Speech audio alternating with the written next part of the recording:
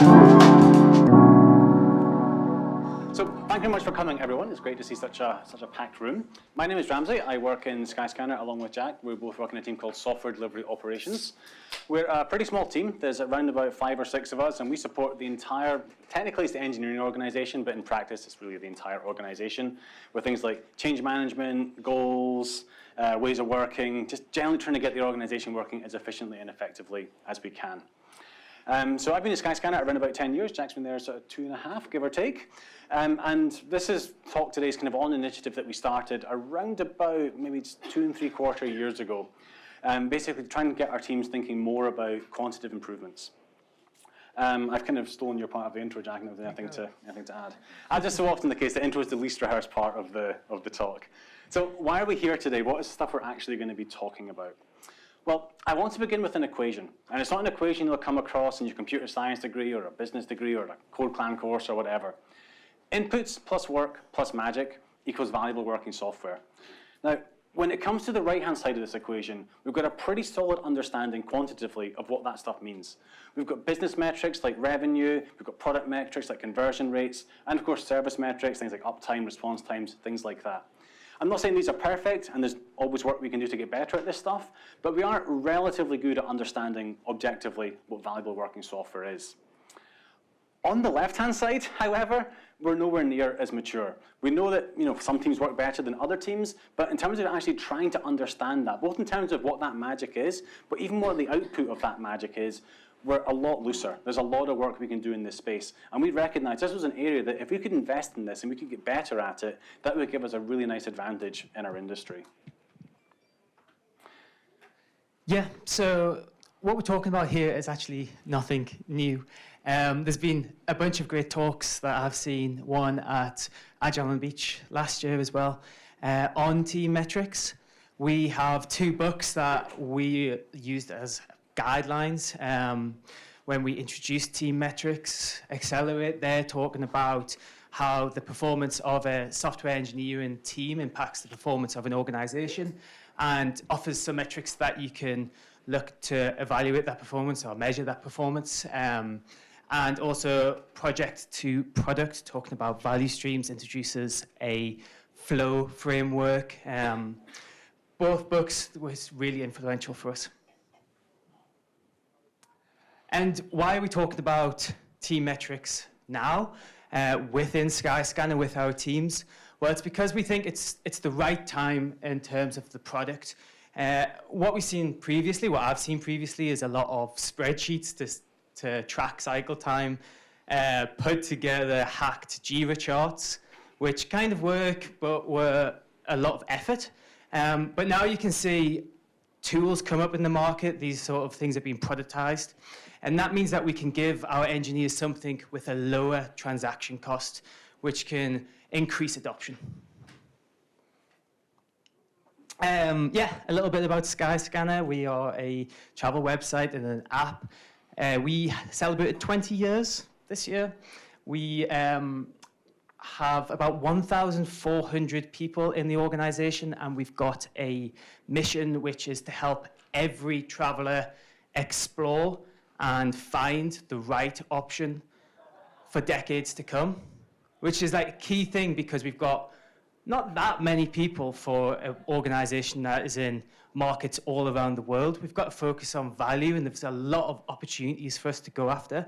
So we have to make sure we're adaptive and we are able to understand where our improvements are and how we can focus on that value.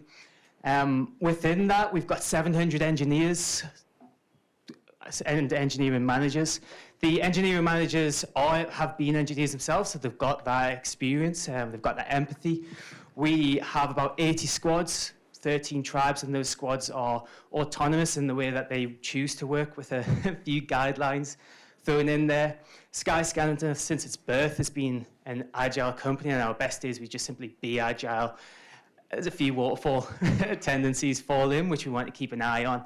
And all of those details are really important when we talk about how we adopt metrics and the tools that we use, because we need the tool to work with the company and be adaptive.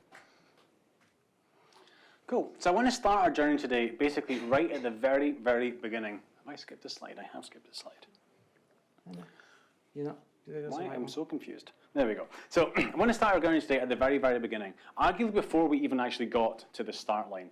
We were talking as a team amongst ourselves and also with some of our stakeholders about the general state we were in as an engineering organisation. And we started to recognise a few things, and we started to make some key assumptions to each other. The first one of these, we were trending flat on all of the engineering metrics that we were already measuring. So we had a few in place already. You know, as an organisation, we understood the DORA metrics fairly well. I wouldn't say they were fully embedded in teams, but if we talked about them, teams would understand what they meant. But any metrics like that we looked at, we weren't really getting better, we weren't really getting any worse. And metrics that are kind of trending flat, generally speaking, are giving us pretty low value. We also recognised that we had no efficient way of measuring how long it took us to deliver some value to our travellers, to our partners, or to ourselves. Along similar lines, we also had no idea how often we were actually delivering value. We knew how often we were deploying code, but we can deploy 1,000 lines of code every second, but if no one's actually benefiting from that, what's the point? And obviously a key part about the whole Agile Manifesto is delivering value to our partners, to our travellers, to ourselves. And if we're not doing that, something's obviously going a little bit wrong. We also recognized we had no efficient way of identifying waste beyond just sort of team results and team retrospectives and things like that. So the way that we're working, is it as good as it can be? We don't know. We don't know where the wastes are. We don't know where the bottlenecks are in our processes. And because of that, we don't really know where we should target improvements. In particular, we also recognized we had no efficient way of identifying those wait periods. So for me, like one of the sort of key ones we've talked about quite a lot over the past couple of years now, has been how long it takes for a pull request to get reviewed. Now, if you imagine you've got some really intelligent, skilled engineers, they sit down, they write some code and think, awesome, this is good enough to be in production now.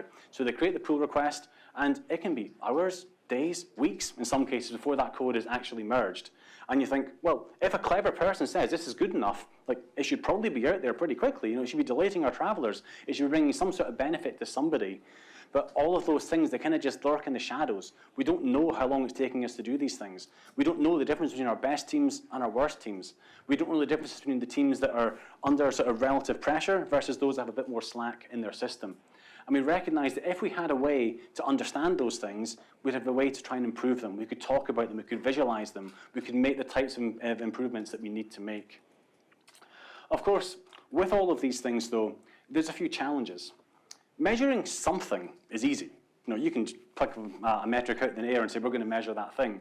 But finding a metric that's actually useful is quite difficult.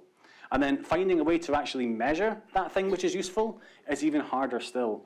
And what we found at the beginning of this journey was that this was really, really hard. And whilst there was a lot of literature out there saying this is what you could do, there weren't necessarily a lot of examples of businesses like ours doing this and doing this well. So to some extent, we had a sort of a book full of like maps sort of charting the sea ahead, but nobody had done this in a ship similar to the one that we were trying to sail.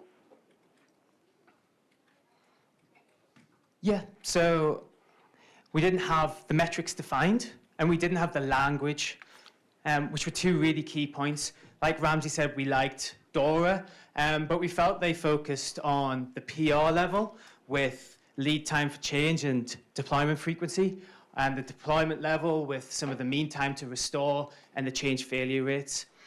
Really good indicators, but didn't give the whole picture that we wanted. So we started to look at value streams. This is not Skyscanner's value stream. It is one I put together in a few minutes. But the point is, when we went to our squads and we said, okay, what is your value stream? They would tell us a kind of changes depending on who we're working with at the time. What is that feature that we're trying to develop? And our collaboration moves. So we might at some point be needing PR support from a different squad. We might be interacting with some design teams. And there's no consistent way that we can then say into a tool, okay, this is our value stream. This is where we're going to put the wait times. So we went onto a bit of a journey of trying to find our way. And what we'll talk about is our experience of that starting point, defining the metrics, then all the way through to providing our application, choosing and evaluating the tool, scaling that tool to our 80 squads and 13 tribes, and then trying to make that sustainable. We'll talk about some of the high points, and then what quickly followed was a low. Cool. So at the very beginning of this, we were, as Jack touched on before, heavily inspired by a book called From Project to Product by Mick Kirsten. And in the book, Mick talks about 5 key metrics. The first one is flow time, which is essentially cycle time. And we were really interested in this at both an epic and at a story level. For us, the main reason we were interested in things at an epic level is because we recognized that's, generally speaking, where value existed. As I touched on before, we could deploy 1,000 lines of code, but if they're not actually delivering value, who cares? To some extent, the same was true at tasks and stories. For us, when we talk about stories, we don't really mean user stories in the way that they originally would have been envisioned. It's almost just a synonym for the word task. So recognizing that it matters how quickly we're delivering tasks, but if it's going to take us 100 tasks arbitrarily to deliver something valuable, what really matters is how long it takes us to deliver an epic, because epics, generally speaking, were where that value sat. So we cared about flow time or cycle time for both of those things.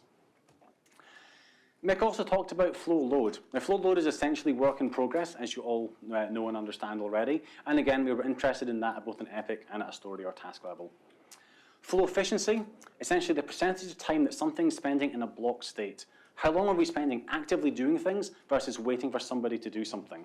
So going back to that pull request example, if a developer would spend a day writing some code and then creating a pull request, but it then takes another day before someone starts looking at it, flow efficiency for that story or that piece of work would be 50%. Now, there's no obviously golden number for what these things should be, but 50% is probably not the right answer for that. And again, as you can imagine, this is something that varied quite a lot from one team to the next. Mick also talks about flow velocity, which is essentially just velocity, and we cared about that really just because it's traditional. It's definitely not the most important metric for us, but it is something that's worth us sort of knowing and understanding. And then finally, flow distribution. Now, flow distribution is quite an interesting one, and this is all about the distribution of work types over types of ticket. And Mick identified 4 different types of work you could have. You had defects, features, risks, and debts. Now, again, there's not going to be any sort of perfect ratio for what these things should look like, but in just about every team, you're probably going to want a reasonable mix of these things. If a team is only doing feature work and there's no tech debt being paid off, that's probably a concern. If a team is doing 0 bug fixes, well, either you've got the best engineering team in the world and they've finally made a piece of software with no bugs in it, or more likely, somewhere there's a growing bug backlog and there's growing sort of tech debt in those spaces as well. So again, just understanding that and having it as another signal that teams can use to try and help understand how they're working and what they can potentially do differently or do better. A common thread amongst all of this, because building on something Jack talked on, is we're doing this to try and help teams help themselves. This isn't so that the CTO or management can say, this is what you must do. It's so the teams have the tools that they need to try and do better. In the same way that we'll give them engineering tools, whether that's things as simple as GitHub or some plugins or whatever else, we want to make sure they've got the right stuff from a delivery perspective as well. Skipping a little bit ahead in our story as well, I'll sort of tell some of this in a few slides' time, but we ended up with 2 template dashboards. One of them focused on delivery metrics, so things like cycle time, work in progress, efficiency, things like that. And another one focused on engineering metrics, PR cycle time, how often are we deploying, all the sort of DORA metric type things. And the reason we landed on these 2 different dashboards is because they're both really important, but they are kind of separate and distinct in the types of information that they're presenting. The audiences for them could also potentially be a little bit different. And one of the things that we found is that engineering metrics could also be quite a nice sort of hook to try and grab people in to get them interested in the delivery metrics. Typically, a lot of engineers are very interested in things that exist in the engineering space. So talking to them about things like PR response time, that's something they're very interested in. Epic cycle time, slightly less so. You'd hope they are also interested in it, but using the PR response time is something which is very sort of tangible for them to get them into that conversation to then talk more about things like epic cycle time works really nicely for us. So then the next stage of our journey, proving their application. Sorry. Thank you very much. So we wanted to, I think it's a key concept is like own versus rent. We wanted our squads to own the change, so it was theirs. They could then bring it to we started with engineering managers, so with the engineering managers to own the change, they could bring it to their squad, and that squad could own that tool, own the insights it was given them, and the changes it was making out the back of that. So we started with 2 engineers. We had an Excel spreadsheet. It was a lot of manual effort, but it gave us some key benefits. One, it meant that we had to do the calculation for that metric ourselves. We had to work out what the variables were and what the insights were coming out the back of it. And spending that time to talk about it, get it wrong a number of times, and then finally get the formula right meant we've truly understood it. That built trust so that the engineering manager was able to say with confidence, I know how this metric works, and they can explain that to their squad in detail. They own that metric. The next point on there is that we start to have weekly reviews as well. So as a group of software delivery managers and squad leads and a few other stakeholders, we came together and we started to ask 4 key questions. What practices can it drive? So what are the insights that we get from the metrics that we see? And what changes can we make out of the back of that? What are our squads what is our squad's reaction? So as soon as you observe a squad's a complex system. If you observe it, they will change. Their behaviors will change depending on what we measure.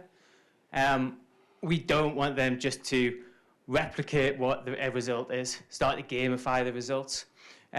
We want to make sure that the insights that they gather are useful and they're using it in a way that would benefit the squad. So how do they feel about it? How could we talk about what language do we need to use? How can we talk about it with the squads? How do we need to interact with other people when we use these metrics? Can it make a difference as well? It's one thing making a change. It's another thing making the right change.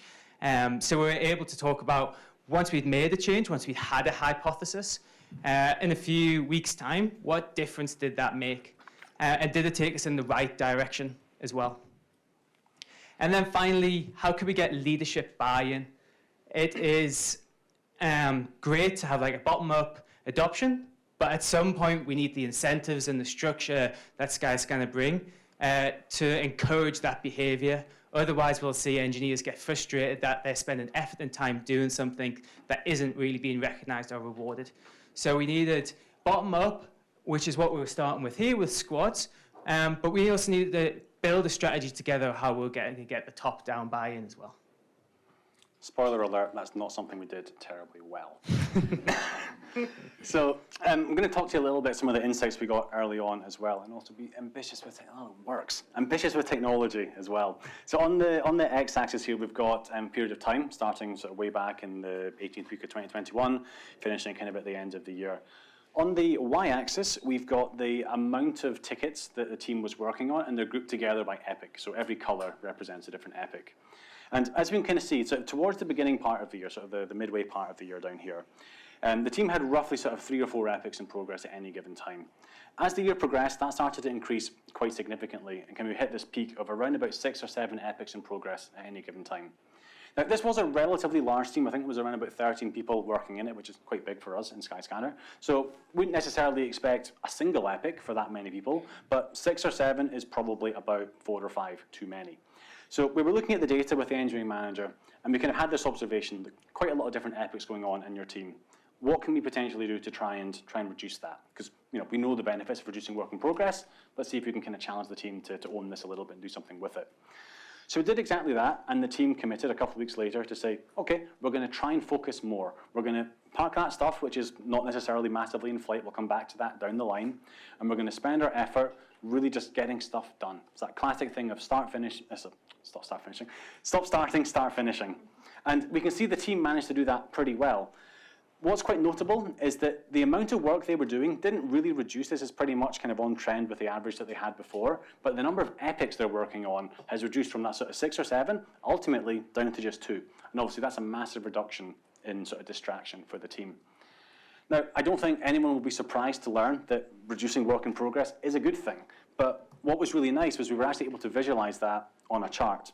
So similarly to before, x-axis is period of time, and then on the y-axis here, we've basically got our efficiency. So the purple is representing active time, time that somebody was actively working on something, and the yellow is showing waiting time.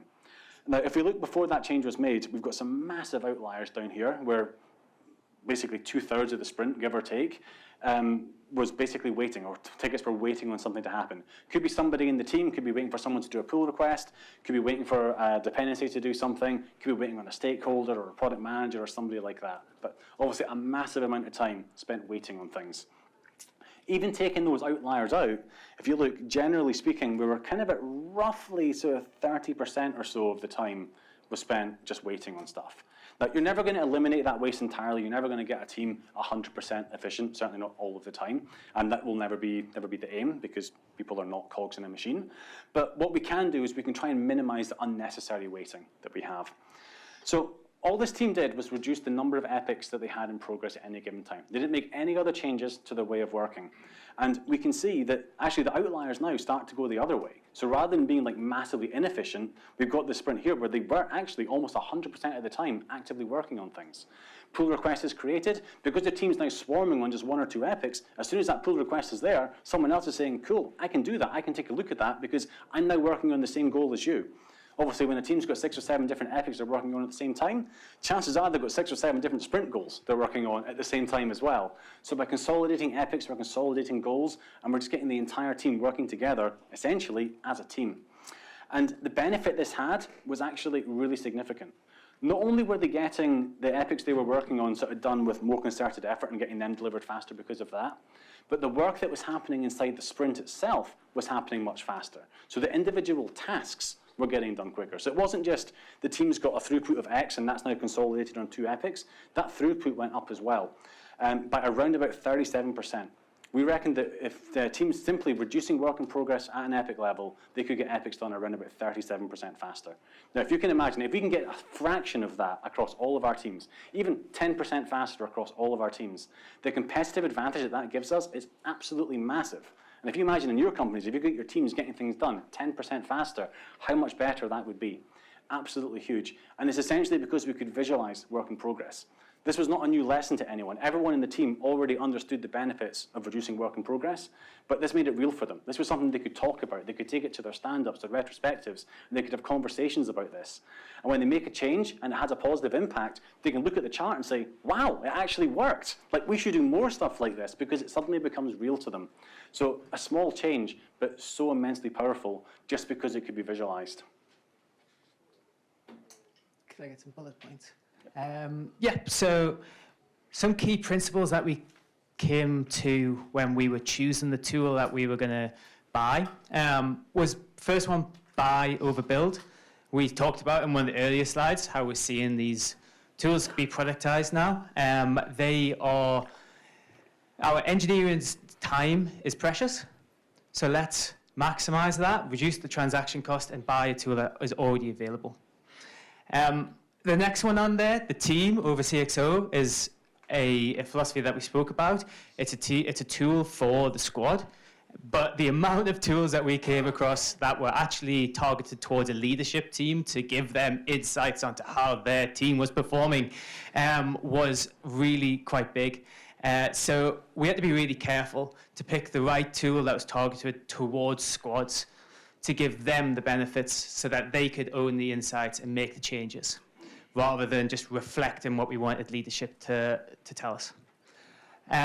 No magic on there. Another learning from the 2 squads that we had, working out their metric and understanding how that was calculated, created trust. There was a bunch of tools out there that wanted to just give us what our cycle time was, give us what our efficiency is, and when we asked, okay, but what's the calculation behind that? They'll go, oh, it's our secret sauce. It's not gonna fly, it's not gonna build trust. So we needed a product that would give us all the insights on how they were calculating these things. Fourthly, no opinions. Some tools are built around project to product and have that workflow built in, or have a workflow built in. They tell you how you should define your work and what terms you should use, and then you fit within that. With autonomous squads, that's not going to work. And they're going to challenge it, and the concept's going to break straight away. So we needed a tool that was adaptive and we could work with. And then finally, no assumptions, no consulting. So we didn't want somebody to come in and give us a tool and then loads of consultants turn up and tell us all how to work. We've got a culture in Skyscanner. We do things in a very specific way. So we wanted to roll out this tool in our way. We wanted to learn it ourselves, learn it as a group, share our experiences, and grow from there. So from that, I don't work for Plan Deck, I promise. But we thought we'd tell you because otherwise you'd ask at the end. Yeah, we ended up with a tool called Plan Deck. The company started a few years ago, so it's quite small. They have an adaptive tool, so we were able to change what metrics we wanted. With the value streams that we talked about before, we were able to start with what we knew and build those over time, and we were able to input into their roadmap as well, which is really useful for us. Cool. So in terms of how we actually then try and scale this across the organization, because as I say, there's 5 or 6 of us on our team. We've got 750, 800 plus people in engineering. We began by getting a small group, 10 engaged squad leads together. So to Jeff's point this morning, if you can't make it work with your most engaged people, you're not going to make it work more broadly. So we've got 10 people who were pretty engaged, and we kicked off a 2-month trial to basically prove that Plan Deck as a tool would work for us, and also that within the business, we've got the things that we need to try and make this happen. And we started off full of enthusiasm, and then it kind of all went horribly wrong almost immediately. I think our first sort of weekly meeting we had around about 3 or 4 of those engaged, allegedly engaged squad leads on board. Within a week or 2 of that, it was down to literally just 1 or 2 people. And this is obviously quite a scary situation, because if your most engaged people aren't using it, that's going to be a problem. The bigger problem we had in the short term, though, was we're trying to prove the concept of this tool. So slightly ignoring the question of how do we prove we can scale it across the org, we basically just brute forced it a little bit. We threw some more people at it, we got some more engaged squad leads and got the numbers up high enough to get us enough engagement to prove that the tool itself worked for us. This started to give us a little bit of an unintended benefit, though. By having a group getting together on a regular basis who were engaged, that created momentum within the group. It created a culture where people turned up and shared the things they were doing, the lessons they had, the things their team had discussed in their retrospectives. So it started to build momentum. It was this sort of flywheel. And that would actually turn out to be something which we would use to great effect sort of down the line as well, even though it wasn't necessarily what we were aiming for at the time. As I say, the more we did with this, the attendance just got better and more predictable as we went through. So we've proven at this point, 2 months on, the tool was fit for purpose, all good there. We'd also proven that we could get some tangible improvements in key metrics by looking at the tool, looking at insights, and basically helping the teams to help themselves and make some meaningful improvements. We definitely found that initial set of metrics we were talking about was too confusing or too advanced. So as we touched on, we started by talking about the flow metrics and things like that. Everyone understands work in progress. Everyone understands cycle time. When you start changing the vocabulary around about it, you start talking about flow distribution or flow velocity, whatever. Like no one really understands these things. It just confuses it so much. And I kind of found personally, even after multiple months of working on this stuff as the person kind of leading it, I was still kind of doing this sort of conversion in my head when I was talking to people. You know, we talk about flow time and like flow time. Well, that's cycle time. And I'm thinking, if I'm still doing this 2 months on, how can I expect anybody else in the business to be doing it? I felt like, as a Brit, I was laughing at Sophie's talk earlier as a German trying to speak English. As a Brit, speaking a second language, not easy. I've been trying to learn Spanish for many years, not doing very well. But in my head, I always do this translation. I start off with the English thing I want to say, and then I try and translate it to Spanish before I say it in Spanish. And that's basically what the flow metrics were like for me. Even after months of doing it, I was still trying to translate it back into the vocabulary that we already sort of knew and loved. The final one, or the final key learning, which was really disappointing, was that our continuous improvement culture was nowhere near as strong as we kind of asserted or believed it would be. As Jack touched on, we've basically been an Agile org for many, many, many years. We don't talk so explicitly about certain things, but most of what we do is kind of just Agile at its core. So when we were having conversations and we were encouraging people to take things to your next retrospective, and they would say things like, sure, it's next month. And you're like, yeah, but it's the 3rd today. How can it possibly be next month? You're doing 1-week sprints. How can it be 8 weeks until your next retrospective? But little things like that, it started to emerge that the culture just wasn't quite as strong as we actually thought it would have been, which for us was definitely a big surprise. So key learnings there, and these were things we'd have to feed into how we would then try and land it in teams going forwards. From the very beginning, we recognized that we weren't trying to roll out a tool. We weren't trying to roll out Plan Deck across the organization. We were trying to roll out a set of behaviors. We wanted our managers and our leaders to be able to ask the right things of their teams, to challenge things, to steer people in the right direction, and things along those types of lines. And we recognized that But as we started to kick things off, kind of as we were going through that trial with the tool, what we found was that the behaviours weren't good enough. And this kind of comes largely from the continuous improvement culture piece.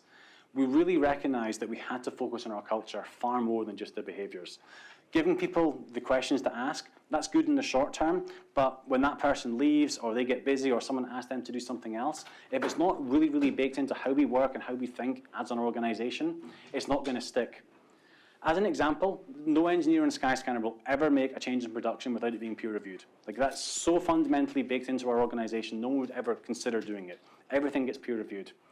I'd love to get to the same point where we have a retrospective and we would never think about going into that without having looked at the delivery metrics going into it. That's the point we want to get to. And we will never get there if the only people we engage are our managers.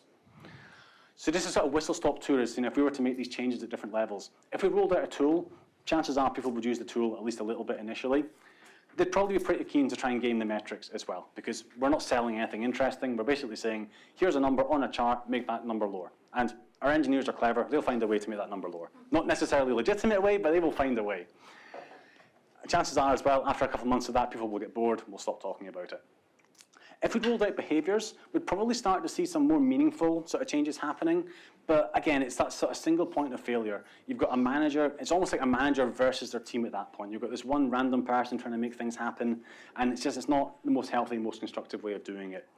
Chances are there'll be a little bit of gamification in there as well, because, why would you not?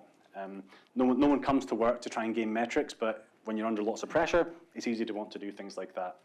In contrast, if we focused on the culture and got as many people as we possibly could engaged in this, starting with our managers, but ultimately involving everyone as much as possible, I just say it will just become so baked in that it just becomes who we are, how we think, and how we do things. So that's really what we were aiming for. That all being said, though, one of the first managers I spoke to about this made this really valid point to me. That, yeah, it's a tool, but it's a shiny tool, and you've got to sell it like it's an iPhone. And if you're a really good, engaged manager, you want your team to be as good and as effective and productive as it can be. And if you're giving them a tool that can help make that happen, they're excited about that. And we very much saw this. The strongest managers we had engaged with the tool massively. Like, we were hoping that they might log in 1 or 2 times a week, to kind of look at how's the sprint going, what could we take to the retro, things like that. We have people logging in 12, 2 dozen times a day trying to understand the things that are happening in their team. And again, it's just because they understand that value that it brings. And if we sell it like that, if we sell it like an iPhone, which is fun and shiny and exciting, as opposed to like a sort of utilitarian thing like a shovel, then we're going to get that engagement in a much stronger, much healthier way. So we wanted to support that. We wanted to support the culture, and doing the default process of very simplified. We educate people. We do a few presentations, a few Ask Me Anythings, and then we quickly move on to some sort of proactive support where we're doing one-to-ones and checking in with squads, going, how are you doing with that? And then move into the next phase of sort of proactive support, saying, if you've got any questions, you can come to me and we'll pair with you. We knew that this sort of phase, it wouldn't work for us. If people missed the education phase, if new people came in, they wouldn't have had that piece, they wouldn't have the knowledge within them. We have vocal detractors. We are quite a loud company when we don't like things. So as soon as you lose that conversation and you get pockets of people that maybe don't understand where these benefits lie, start to talk about some of their concerns or worries, start to say, oh, this tool is going to be used to measure you, do you quickly lose control of that conversation as well. So we're conscious of that. Also, we're conscious of the cultural part. We need people to own it, and we need people to really understand. So we had to spend a lot more time on adoption than this sort of default process. So what we did wasn't that radical. We just thin sliced it. We took the idea of education, proactive support, and reactive support, but we did it with cohorts. Sized around 12 people. We had people from different tribes. We've got 13 tribes, like I said. We had people from different tribes in each group, which basically meant they weren't comparing their work. They were talking about the metrics and the insights they got. We didn't have any senior leadership in those groups, which meant that we were able to easily talk about what we didn't understand and where we were seeing problems. And if we brought up a metric and maybe it didn't look that helpful, we were able to have a productive conversation about it. And then probably one of the more key points is that vocal detractor point. We were able to have that discussion in a group of 13 when somebody doesn't like it. They can ask them, why don't you like it? What do you see with the challenges of this? And then we can talk about it. We can talk about it as a group. We can test hypotheses. We can understand maybe where there's gaps in knowledge and fill those gaps, or maybe just where the tool isn't set up quite so well. So we're able to really control that conversation and have a better conversation with that. Gearing towards people understanding the tool and understanding where we were coming from. We then, with this sort of approach as well, we were able to see engineers start to support engineers. Oh, I've had this experience. This is how I've used it in my squad. This is how you could. And people saw it as an opportunity to start to learn from each other and build connections. Once those cohorts sort of started to take off, they were really useful. There's some rules on the side of how we built those. I think I went through most of them. Cool. And in terms of the feedback we got from squad leads, it was all pretty much pretty positive. So you can see here, Plandex is a fantastic tool. It's interesting to see how cycle time is both in first and second order metric, helps clarify our goals and focus. And one of the things we talked about quite a lot as we've gone through this is a tool to help the teams help themselves. And what we found with this is help them have the right and the healthy conversations with their stakeholders to understand, can we bring on this work just now? Should we say no? And being able to do things like visualize work in progress, it makes it much easier for them to have these difficult conversations. There was kind of one sort of common piece of sort of slightly negative feedback we got though, which is the one at the bottom right. My squad isn't ready yet. And the reality of saying that, that's a little bit like saying, I'm not fit enough to go to the gym. Doesn't really make sense, but there's this kind of culture where people were a little bit scared that the metrics aren't going to say the good stuff, so therefore let's not look at the metrics just yet. So that was something we had to then sort of try and focus on and try and course correct a little bit. These are a signal. These are something that you look at as a team to try and understand where could you possibly improve. And we really doubled down on this message of it doesn't matter what the number is. What matters is, do you understand the number? So whether your cycle time is a week or a year or whatever, doesn't matter as long as you can explain why it is what it is, and ideally, what you're going to do to try and improve it. And I think we're kind of at a point now where we've managed to land that message pretty solidly across the engineering org. So that was most of our journey in 2022. Coming into 2023 was a really interesting space. So we probably spent about 8 months, 9 months-ish with those cohorts. Coming into 2023, we paused them. Our leadership were bought in at this point because they'd seen the conversations that they were having. And one key thing is, at the start, we said we had no language to talk about metrics within Skyscanner. And actually, this kind of came naturally. We didn't just sit around a table one day and decide this is what we're going to say. But this idea of epic cycle time kept coming back to us because it's a sizable chunk of business value. Leadership are interested in it. It's one metric that encompasses probably all of the other ones that we spoke about in some form. So we were able to use that as a conversational piece. We had a directive which was to focus on quality and also focus on flow. And initiatives that we were doing to improve quality or to try and look at flow, we could try and represent that in cycle time and say whether that was making a difference or not. So that was a really powerful, I think point. But yeah, with any high, there's definitely some lows. Those conversations we had in those cohorts were productive, and we were able to give education a lot more closely. But there's always pockets of people that aren't sold on something. So what we did see was some people were a lot further behind on that journey. Some people just didn't see the value at times. So we needed to continue the conversation. We had it's kind of like you just see people start to move over to the metric side and use them. And once they were using them, we could rely on them, but we just need to keep on pulling people over, just having that conversation and understanding what their challenge was with metrics. So we were doing that quite often. We were sort of overcoming fear by proof. You're going to measure us at some point, and somebody's going to hold me account to my cycle time. And we just have to live that and make sure that it's constantly communicated and never judged. And leadership are really bought into that and really actively keen about saying, okay, we're not going to measure your cycle time, we're not going to measure you, but do have the conversation in your squad. We had to clean up Jira a little bit as well. Any tool takes data from places. We need the source data to be useful. So we wrote some automation scripts to close off all the epics. We started to be clear on the type of information we're looking at, and squads were able to adapt to that. Yeah. So what's coming next? We are able to expand our metric usage. We think it'll be useful if we are looking at things like how long we're spending on strategy versus health versus toil, sort of overheads. And if there's any other categories, so that flow distribution piece, we're going to expand that conversation. We are continuing the cohorts, but we've moved them into the tribes now, so that that's a culture that the tribe can build themselves. And when a new person comes in to the tribe, they're sort of brought into a tribe that has a metrics culture. So they just kind of naturally adopt that, rather than us having to teach them about metrics and where they come from.